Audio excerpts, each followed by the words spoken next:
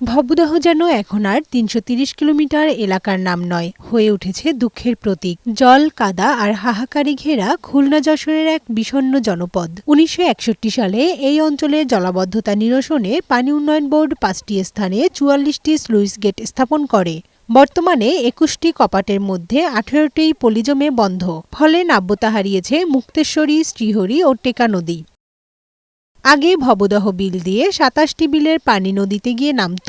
নদীগুলো নাব্যতা হারানোয় ৪ দশক ধরে স্থায়ী জলাবদ্ধতায় ভুগছেন ৩ লাখের বেশি মানুষ।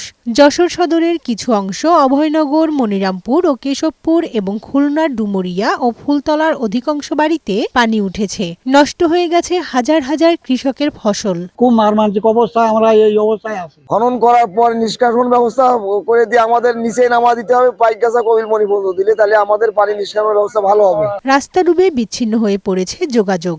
পানিবন্দী অনেকে বসতবাড়ি ছেড়ে আশ্রয় নিয়েছে উঁচু ভবনে। নদী খনন করে জলাবদ্ধতা স্থায়ী নিরসনের দাবি স্থানীয়দের। পানি যাতে যাওয়া আসা করতে পারতেছে না, আর আমাকে বাড়ি উঠে আসছে পানি। আমরা সরকারের জোর দাবি জানাচ্ছি যে আমাদের এই ভবদহের সমস্যার সমাধান চাই। ভবদহের জলাবদ্ধতা নিরসনে ১৪০ কোটি টাকার প্রকল্প হাতে নিয়েছে পানি উন্নয়ন বোর্ড। আমডাঙ্গা খালে সংস্কারের একটা উদ্যোগ নেওয়া হয়েছে। জমি অধিগ্রহণ প্রক্রিয়া সম্পন্ন হলে কাজ শুরু করা হবে, ওটা ঠিকাদার নিয়োগ শেষ। ৮১ কিলোমিটার সেনাবাহিনীর মাধ্যমে খননের প্রস্তাব আমরা অলরেডি সেনাবাহিনীর কাছে প্রেরণ করেছি।